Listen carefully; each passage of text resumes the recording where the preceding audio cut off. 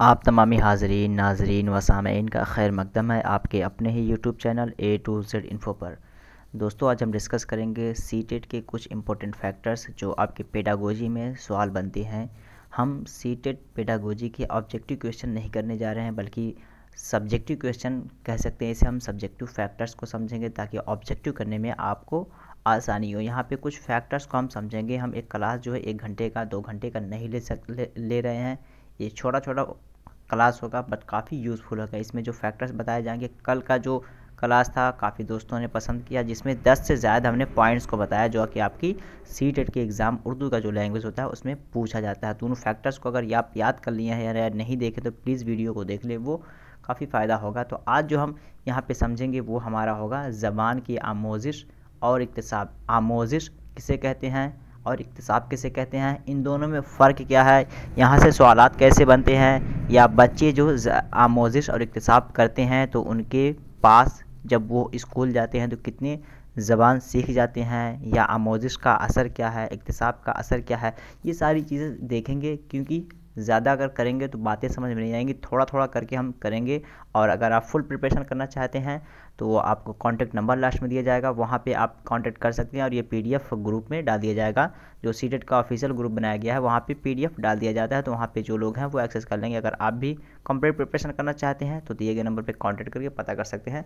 Notes आपको मिलेगा plus live class और प्रीवियस ईयर पेपर्स मिल जाएंगे। मोस्ट ऑफ द 25 के आसपास मॉडल पेपर और आपको ओल्ड पेपर मिल के दिया जाएगा। चूँकि आप ले तो सकते हैं बट उस पर आपको प्रैक्टिस करना है, ये सारी चीज़ें थोड़ी दुश्वार हो सकती हैं, लेकिन आप अपने से कर सकते हैं तो कर लें, अच्छी बात है। अदरवाइज़ आप मेरे साथ ज्वाइन करेंगे तो मैं उसको फेस टू फेस आपको सारे क्वेश्चन को समझा करके मैं सॉल्व करूँगा। चलिए स्टार्ट कर दें। यहाँ से पहली बार हैं तो चैनल को ज़रूर सब्सक्राइब कर दें, लाइक कर दें, दोस्तों को शेयर करें, बेल आइकॉन को दबा कर रखें ताकि सीटेट के हवाले से या फिर और किसी एजुकेशन के हवाले से, जॉब के हवाले से कोई नोटिफिकेशन निकले तो वो मैं डालते रहता हूँ, तो उसका नोटिफिकेशन आपको मिल जाएगा ऑन टाइम। हम स्टार्ट करते हैं। देखिए, ज़बान की आमोज़िश और इक्तिसाब, यहाँ पे थोड़ा सा हम पढ़ेंगे फिर समझने की कोशिश करेंगे। आमोज़िश की तारीफ़ तजुर्बात की बुनियाद पर बर्ताव में आने वाली निस्बतन मुस्तकिल तब्दीली के तौर पर की जाती है, जबकि इक्तिसाब एक फ़ितरी अमल है। यहाँ पे क्या कहा गया, एक है आमोज़िश, एक इक्तिसाब। अगर ये वर्ड आपको नहीं याद हो रहे हैं तो लर्निंग और एक्विजिशन आप याद रखें, ये आपको ज़्यादा मदद करेंगे। ज़्यादा क्वेश्चन जो आपके होते हैं, कभी कभी ऐसा भी होता है कि इंग्लिश के इस्तिलाह उसमें दे दिए जाते हैं। तो लर्निंग क्या होता है, इक्तिसाब क्या होता है। लर्निंग को बोलते हैं आमोज़िश और एक्विजिशन को क्या बोलते हैं, आपका इक्तिसाब बोलते हैं। ओके, तो इसके बाद आपका आमोज़िश जो होता है ये निस्बतन मुस्तकिल तब्दीली के तौर पर की जाती है, जबकि इक्तिसाब एक फ़ितरी अमल है। इक्तिसाब हम कैसे कर लेते हैं, हम ना चाहते हुए भी उसे हासिल कर लेते हैं। मान लीजिए हमको हिंदी सीखनी है और हमारे माशरे में लोग हिंदी बोल रहे हैं तो हम ना चाहते हुए भी हिंदी सीख लेंगे। और अगर हमको किसी दूसरी ज़बान सीखनी है जो हमारे माशरे में नहीं बोली जा रही है तो हम उसे नहीं सीख पाएंगे। उसके लिए बाकायदा रूल रेगुलेशन को फॉलो करके, कवायद को रट करके, कवायद को याद करके, कवायद को समझ करके हम उसे सीख सकते हैं।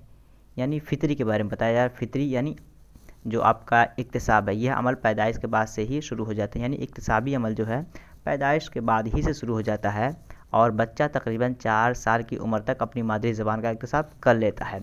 बच्चा जब 4 साल का होता है तो वो अपनी मादरी ज़बान सीख लेता है, चाहे जिस मादरी ज़बान में वो हो, चाहे वो अरबी उसकी मादरी ज़बान हो, हिंदी हो, इंग्लिश हो, उर्दू हो, कोई सा भी मादरी ज़बान हो वो सीख लेता है, उसे सिखाने की ज़रूरत नहीं पड़ती है। तो ये जो माहौल में रह के या मादरी ज़बान जो सीख लेता है वो क्या होता है, एक्विजिशन है, जिसको इक्तिसाब कहते हैं।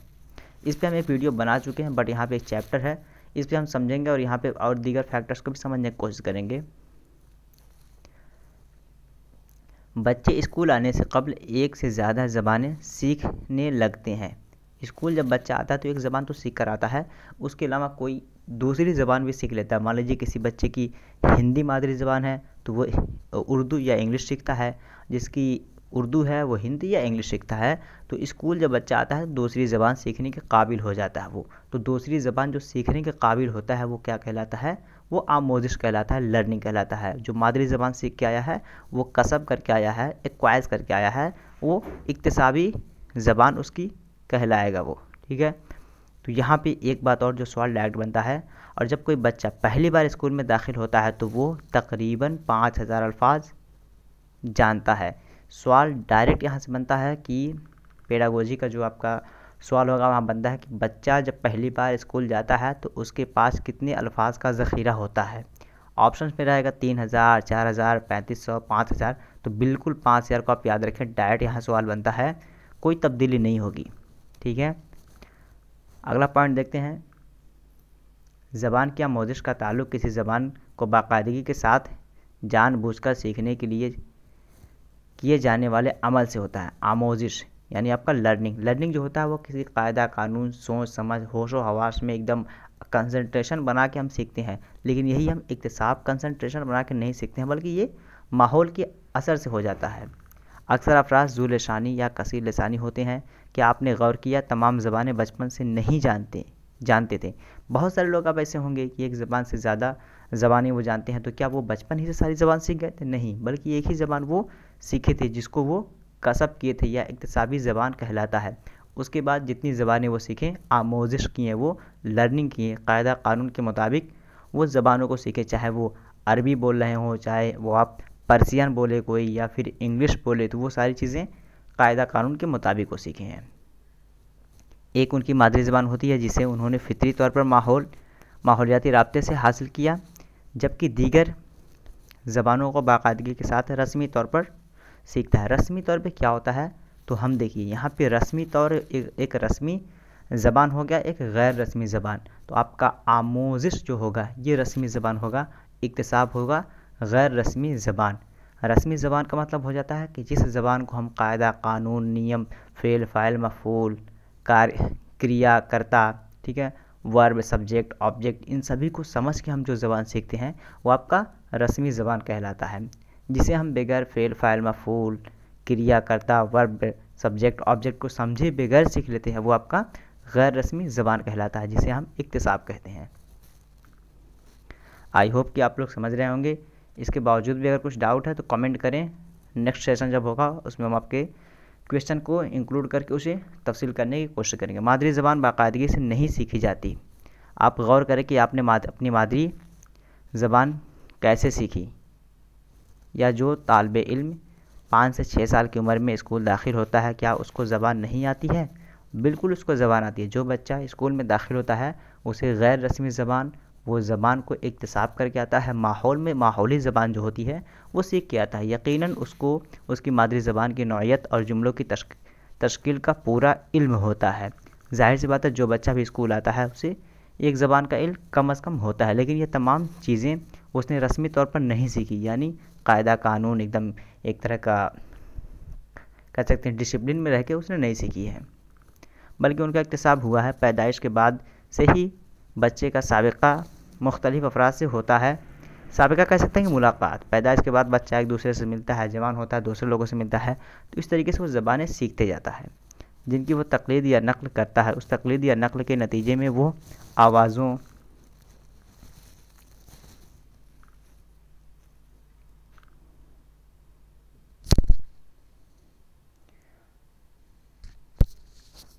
की पहचान, अल्फाज की पहचान, फिर जुमलों की पहचान सीखता है और उन्हें दोहराता है। धीरे धीरे वो ज़बान पर अबूरियत हासिल कर लेता है। उस अमल को ज़बान का इक्तिसाब या तहसील कहते हैं।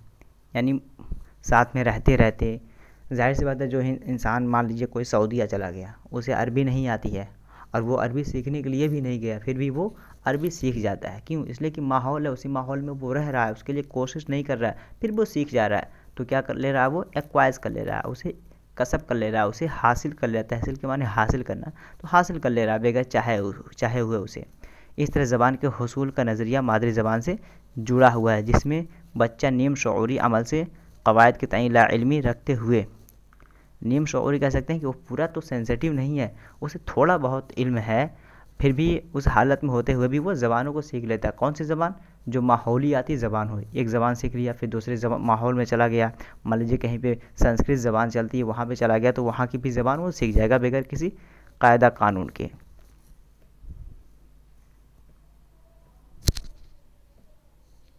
जबकि दूसरी जानिब ज़बान की आमोज़िश का नज़रिया मादरी ज़बान के अलावा किसी दीगर ज़बान के सीखने, तो यहाँ पे क्या होगा, मादरी ज़बान के अलावा दूसरी ज़बान जो आपका होगा, वो दूसरी ज़बान जो आपकी होगी वो क्या होगी, आमोज़िश, क्योंकि उसे हम किसी न किसी प्रोसेस से, किसी न किसी कायदा कानून के तहत हम सीखते हैं। जैसे हिंदुस्तानी तनाजुर में अगर अंग्रेज़ी ज़बान का सीखना इस अमल में बाकायदगी पाई जाती है और तालिब इल्म शऊरी तौर पर कवायद के उसूलों की पाबंदी करता है। ज़ाहिर सी बात है, हिंदुस्तान में अगर आप अंग्रेज़ी सीखेंगे तो कायदा कानून आपको समझना पड़ेगा, और यही आप अमेरिका चले जाएँ तो वहाँ पे कायदा कानून कुछ नहीं, अच्छा खासा आप अंग्रेज़ी बोलने लग जाएंगे। नहवी साख्त पर अमल करता है और बार बार मश्क से ज़बान पर दस्तरस हासिल करने की कोशिश करता है, कायदे कानून के तहत आपका होता है।